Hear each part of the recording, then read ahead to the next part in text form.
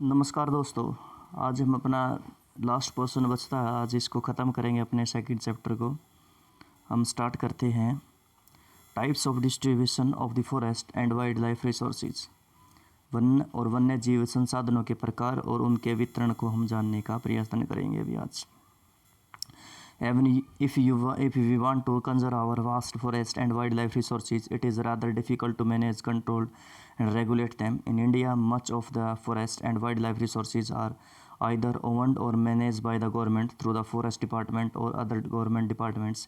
These are classified under the following categories.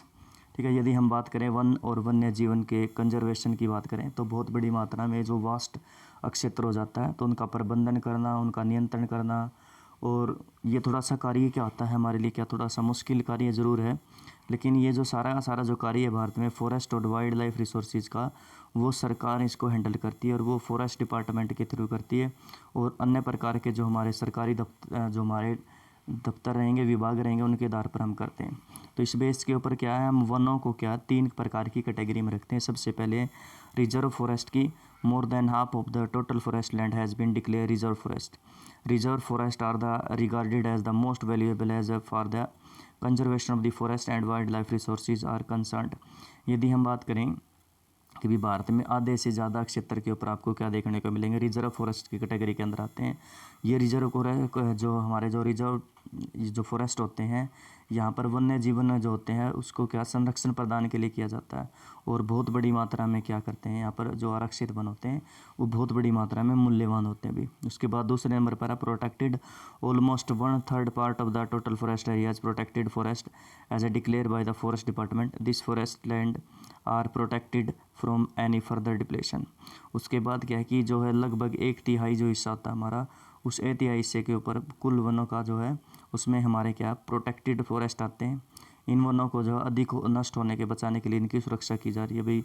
जितना नुकसान हो चुका है ठीक है, अब इनको बचाने का प्रयत्न किया गया। सबसे लास्ट में है अनक्लासिफाइड फॉरेस्ट, जिसकी मतलब कोई भी क्या है वर्णन नहीं किया गया है, वर्गीकृत कहा जाता है। These are the other forest and waste lands belonging to the both government and private individual and communities. इसका मतलब क्या है, ये अन्य प्रकार के क्या मिलेंगे आपको क्षेत्र मिलेंगे, वनों का क्षेत्र मिलेगा। बंजर भूमि भी हो सकती है, जैसे वेटलैंड हो सकती है, या फिर क्या किसी भी जो व्यक्ति की इंडिविजुअल और या क्या सामुदायिक रूप से क्या है उसमें समुदाय का स्वामित्व होता है उनके ऊपर, तो वो सारे के सारे जो क्षेत्र हैं वनों के अंदर उनको क्या अनक्लासिफाइड फॉरेस्ट की कैटेगरी के अंदर रखा जाता है भाई। Reserved and protected forest are also refer to the permanent forest estate maintained for the purpose of producing timber and other forest produce and for protective regions। यदि हम बात करें रिजर्व और प्रोटेक्टेड फॉरेस्ट होते हैं वो क्या है परमानेंटली फॉरेस्ट होते हैं, या फिर आप कह सकते हैं कि स्थायी वन क्षेत्र होते हैं जिसका रख रखाव क्या है हम मुख्य रूप से किस पर्पज़ को पूरा करने के लिए करते हैं, अपने टिम्बर और अदर फॉरेस्ट जो प्रोड्यूस होते हैं उनको प्राप्त करने के लिए करते हैं भाई। Madhya Pradesh has the largest area under the permanent forest constituting 75% of the total इस फॉरेस्ट एरिया। यदि बात करें तो मध्य प्रदेश क्या स्थायी वनों के अंतर्गत क्या करता है भाई, सबसे ज़्यादा क्या आएगा उसका हिस्सा आता है जो क्या 75% है जो उनके टोटल एरिया का। इसके बाद क्या करते हैं भी जम्मू कश्मीर है, आंध्र प्रदेश, उत्तराखंड, केरला, तमिलनाडु, वेस्ट बंगाल एंड महाराष्ट्र है they large percentage of the reserve forest of its total forest area. Whereas Bihar and Haryana, Punjab, Himachal Pradesh, Orissa and Rajasthan है they bulk of under protected forest. यदि हम बात करें उसके बाद जम्मू कश्मीर है, आंध्र प्रदेश है, केरला वगैरह की बात है, तो ये जो राज्य हैं इसमें भी एक बहुत बड़ा अनुपात कहाँ पर रखा गया है वो हमारी रिजर्व कैटेगरी के अंदर रखा है। जबकि हरियाणा है, पंजाब, हिमाचल प्रदेश है, राजस्थान है, इसमें क्या किया गया है जो प्रोटेक्टेड जो हमारे क्या हैं जो हमारे क्या प्रोटेक्टेड देखने को मिल रहे हैं जो वन है उनके अंदर क्या है अगर एरिया सबसे ज़्यादा आ रहा भी। All north eastern state of the part of Gujarat have a very high percentage of their forest and unclassified forest manage by the local communities. हम यदि बात करें हमारे पूरे पूर्वोत्तर भारत की, इसके साथ साथ क्या गुजरात में उसमें जो क्षेत्र होता है वो सारा का सारा क्या है एवरग्रीकृत वन या फिर अनक्लास्ड फॉरेस्ट की कैटेगरी के अंदर आता है जो स्थानीय समुदायों के द्वारा क्या है कंट्रोल किया जाता है। उसके बाद आती कम्युनिटी एंड कंजर्वेशन, बहुत अच्छा टॉपिक है ये कि भी जो समुदाय होते हैं उन्होंने किस प्रकार से इनको बचाने के प्रयत्न किए। Conservation strategy are not new in our country, we often ignore that in India forest are also home to some of the traditional communities. In some areas of India, local communities are struggling to conserve these habitat along with the government. Officials recognize that only this will secure their own long-term livelihood. In Sariska Tiger Reserves, Rajasthan, villagers have fought against mining by citing the Wildlife Protection Act. In the many areas, villagers themselves are protecting habitat and explicitly rejecting government involvements. The inhabitants of the 5 villages in the Alwar district of Rajasthan have declared 1,200 hectares of the forest as the Bhairodev Dhaka sanctuary, declaring their own set of the rules and regulations which do not allow hunting and rare, protecting the wildlife against any outside encroachment. देखिए यदि हम बात करें संरक्षण की नीतियों की बात करें तो हमारे भारत में कोई नई बात हम ये नहीं कह सकते। हम जो बात करते हैं कि भाई क्या है कि भी जो फॉरेस्ट होते हैं ये बहुत बड़ी मात्रा में बहुत कम्युनिटीज़ का क्या होता है, जो समुदाय होता है उनका आश्रय स्थल होता है, वहाँ पर रह जाते हैं और हम इस बात को क्या कर देते हैं, इग्नोर कर देते हैं काफ़ी हद तक। ठीक है, तो भारत में क्या हुआ है कि भी कुछ जो कम्युनिटीज़ होती हैं, स्थानीय जो हम कह सकते हैं उनको समुदाय कहते हैं, वो सरकारी अधिकारियों के साथ मिलकर अपने आवास को क्या कर रहे हैं, स्थलों को संरक्षण में जुटे हुए हैं कि गवर्नमेंट की जो सहायता से क्या वो कोशिश कर रहे हैं कि वो उनके क्षेत्र क्या है बच सकें। क्योंकि भाई वे क्या चाहते हैं, देखें यह बात करें कि वह दीर्घ काल में उनकी आवश्यकताओं की पूर्ति हो सकती है, यानी कि जो हम बात करें ना वो लगे हुए हैं क्योंकि उनकी जो आगे आने वाले जो समय में क्या उनकी पूर्ति की जा सकती है। अभी जैसे यहाँ पर एग्जाम्पल है सरिस्का बाघ रिजर्व में क्या है, राजस्थान में जो है उसमें गांव के लोग हैं वन्य जीव संरक्षण अधिनियम के तहत वहाँ से खनन कार्य बंद करवाने के लिए संघर्ष कर रहे हैं, यानी कि वाइल्ड लाइफ प्रोटेक्शन एक्ट के थ्रू क्या है वहाँ पर माइनिंग नहीं हो सकती, तो विलेजर लगे हुए हैं साथ के साथ उस माइनिंग के कार्य को बंद करवाने के लिए। उसके बाद है कई क्षेत्रों में तो लोग स्वयं वन्य जीव आवासों की रक्षा कर रहे हैं।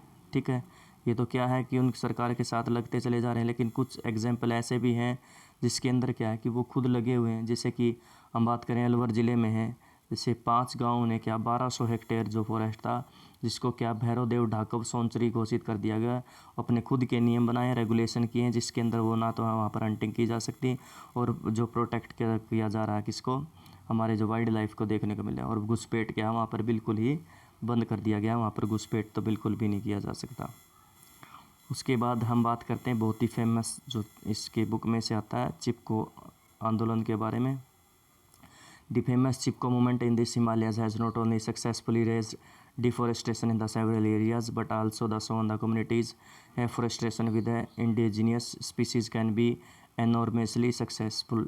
देखो यहाँ पर जो बताने का प्रयत्न किया गया कि भाई हमारा जो चिपको आंदोलन मूवमेंट है ना वो हिमालय के अंदर हुआ था, उत्तराखंड के अंदर चमोली जो है जगह थी वहाँ पर चमोली में 1973 में हुआ था ये, जिसमें क्या है कि ये जो है वहाँ पर क्या है कि बहुत बड़ी मात्रा में क्या है कि जो वृक्ष काटे गए थे उनको काटने के रोकने का प्रयत्न किया गया था। वहाँ से क्या है जो लोग थे वो क्या है उनसे चिपक गए थे। इसमें जो नेता रहा था सुंदरलाल बहुगुणा की जो मैं बात कर रहा हूँ, तो उन्होंने क्या अपना बहुत बड़ी मात्रा में योगदान दिया था भाई।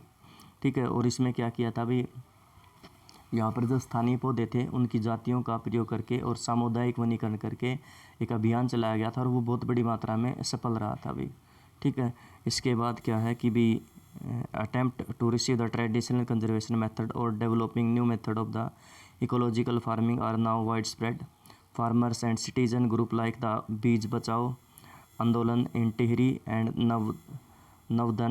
Navdan have shown the adequate level of the diversified crop production without the use of synthetic chemical and possible the economical viable। उसके बाद क्या पारंपरिक जो संरक्षण होता है उनके तरीकों को और पारिस्थितिक कृषि के नए तरीकों का विकास अब व्यापक हो गया है। जैसे कि हम बात करें कि भी टेहरी में है, जैसे बीज बचाओ आंदोलन किया था, नवोदायन भी दिया गया था जिसमें क्या है बिना रासायनिक खादों का उपयोग करके क्या विविध प्रकार की फसल क्या हमने उगाने का प्रयत्न किया था। जैसे बीज बचाओ आंदोलन था, अभी धूम सिंह नेगी थे, कुंवर परसून थे, विजय जरघाटी थे, ये कुछ नेता हैं जिन्होंने ये आंदोलन की जो है शुरुआत की थी भाई। In India joint forest management programme for nice is a good example for the involving local communities in the management and restoration of the degraded forest। उसके बाद यदि हम बात करें भारत में संयुक्त वन प्रबंधन, ठीक है, इसमें क्या है, जो ख़त्म होते हुए वनों का प्रबंधन और उनके पुनर्निर्माण में जो स्थानीय समुदाय की क्या ले रहे हैं, भी उभार रहे हैं, जो ये लोकल कम्युनिटीज़ हैं उनका क्या योगदान ले रहे हैं भाई वो, ठीक है। In the management regarded forest, the program has been in formal existence in 1988 when the state of Odisha passed the first resolution for the joint forest management। तो इसकी शुरुआत 1988 में जब सबसे पहले क्या है उड़ीसा ने इसकी शुरुआत की थी भाई। उसके बाद क्या है, JFM depends on the formation of the local institution. The undertake protection activities mostly on the degraded forest land managed by the forest department. In the turn, the member of these communities are entitled to the intermediary benefits for the non-timber forest produce and the shared the timber harvested by the successful protection। उसके बाद क्या है कि भाई इस विभाग के अंदर जो संयुक्त वन प्रबंधन हुआ ना, इसके साथ जो है ख़त्म होने वाले जो रक्षित वन होते थे, जिनको क्या है बचाव के लिए कार्य करना होता था, उनमें गांव के स्तर पर संस्थाएं बनाई गई हैं जिसमें ग्रामीण और वन्य विभाग के अधिकारी होते हैं, वो संयुक्त रूप से कार्य में हिस्सा लेते हैं। इसके बदले में क्या करते हैं, समुदाय मध्य स्तरीय लाभ और जैसे गैर इमारती वन होते हैं उनके उत्पादकों के हिस्सेदारी होते हैं, और सफल संरक्षण से क्या प्राप्त इमारती लकड़ी लाभ में क्या वो भागीदारी प्राप्त करते हैं। The clear reason from the dynamics of the both environmental destruction and reconstruction in the India is that the local communities everywhere have to be involved in some kind of natural resource management, but there is still a long way to go before local communities are the